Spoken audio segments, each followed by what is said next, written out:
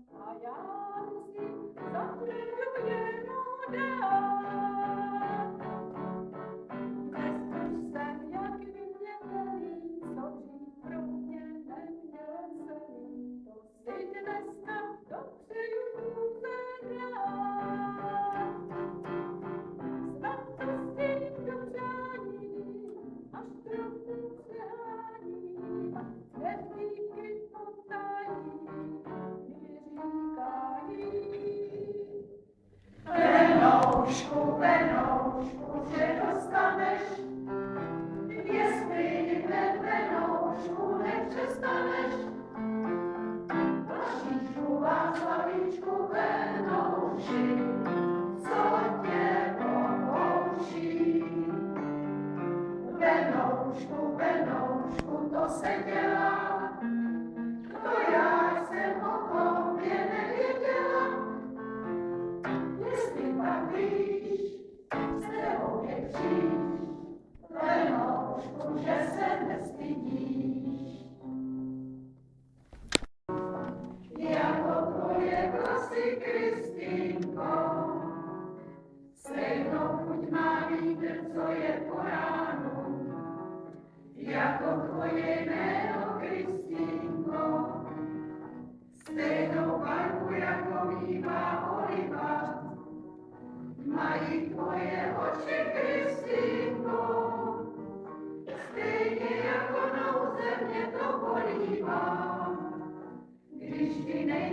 se mnou,